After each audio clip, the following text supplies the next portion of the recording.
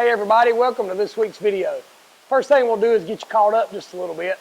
Week before last at Bowman Gray, we weren't able to do a video last week just with all the busyness of the two races this past weekend and trying to get caught up with everything. But week before last at Bowman Gray, we had twin 25s.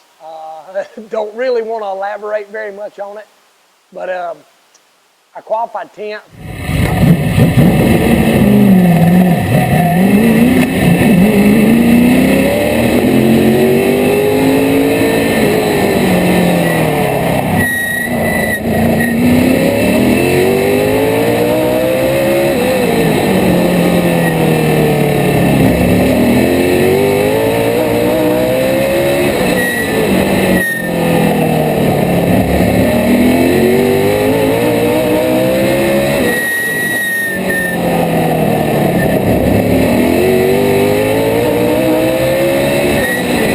Not sure what happened.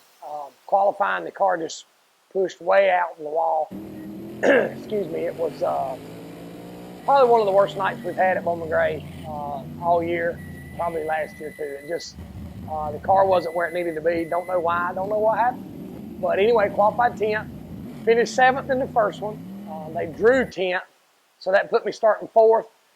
The 27 and the 3 car went down the front stretch on the first lap, the green flag of the second race, and got together, and it cut the left front down on the 3 car. So when we got around to turn 3, he basically had to stop to try to get out of the way because his left front was flat. When he did, I got hemmed up behind him, and a couple got by me and ended up 4th in the second race. So a 7th and a 4th, we lost a little bit of points.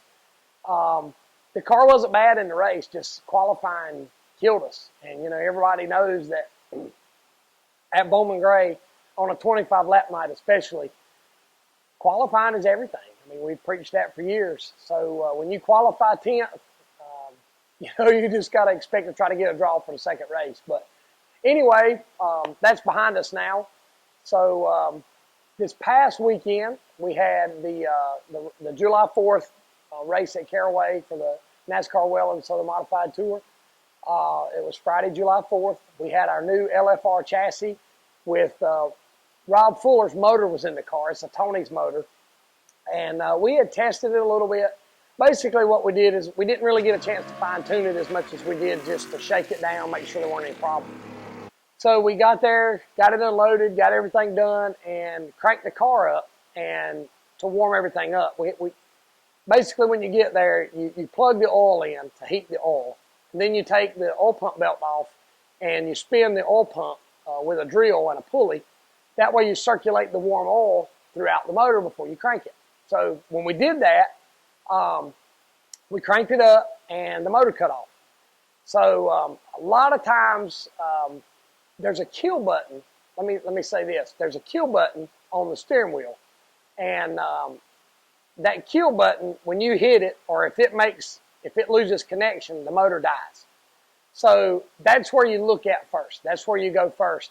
So the motor died. So we got to looking, and the wire on the back of the kill switch on the steering wheel had broke loose. So the plug that Rob had the car wired at his shop. So that plug was different than the plug I had on my spare kill switch. So long story short, by the time we soldered some wires together and put a new plug on and put a new kill switch in, practice had just got through, it just started. So we didn't lose much practice, but we lost a little bit. We had on our used tires. We went out and the car wasn't bad. The track seemed to be really slick, which typically 4th of July weekend and being at Caraway, it's going to be slick. But we made some adjustments to the car, tweaked on it a little bit, and put on a new set of tires, and we weren't far off from what the fastest lap was. You know, with a brand new car like that and starting from scratch, you don't really know where you need to be. And from our typical setups on these cars, we didn't really want to go with a baseline setup. We were somewhat of a baseline setup, but these cars are built just a little bit different.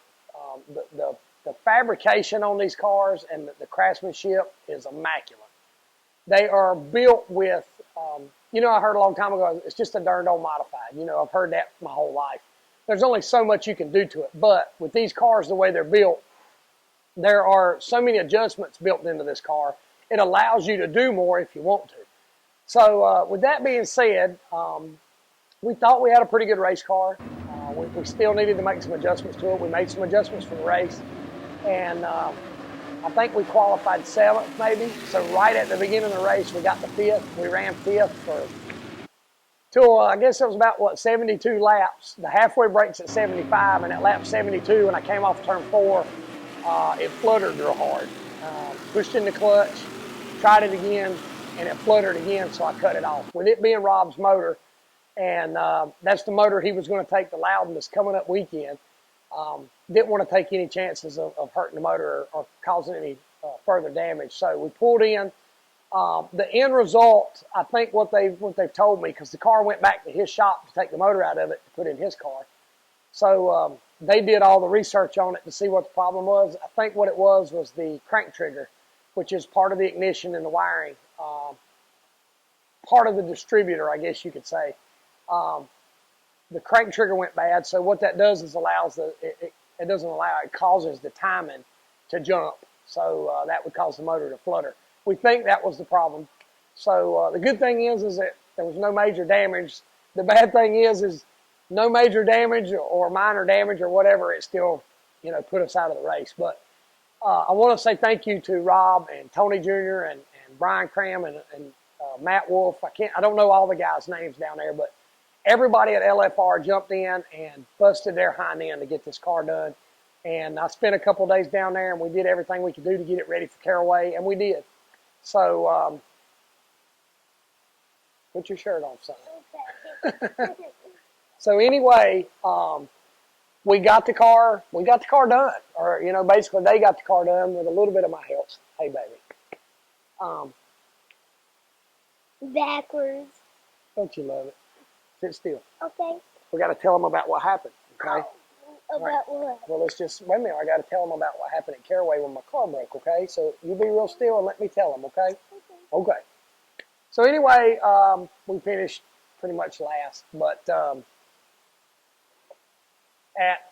was Caraway Friday night. Saturday night, we went to Hickory, and I took my stadium car. It's very satisfying to me to know that I'm taking my stadium car to somewhere besides Bowman Gray Stadium with a motor in the car. Stop, baby. With a motor in the car that has a NASCAR seal on it and a carburetor that will pass NASCAR touring specs. And because when you go to the Coma Tour, if you're not going to sit still, I'm going to make you move. Okay, you be a big boy for me. Okay. When we go to the Coma Tour, they will pump your motor if you don't have a seal on it, and they use basically the same carburetor tools as they use on the tour. So very satisfying to me to be able to take that car somewhere else other than Bowman Gray Stadium. When we got there, basically we went with a setup real close to what we run Bowman Gray with as far as the shocks and springs. Boy, he's wild. Anyway, we made some adjustments in practice and tweaked on the car a little bit. We thought we had a really good race car. And the thing about that old car is no matter where I go, it seems to run good. So I feel like I can take that car anywhere. I just don't want to wear it out. And, I know I've got to run that motor the rest of the year at Bowman Gray. So, I don't want to get any more laps on it than I have to. So I try to limit where all I take it to.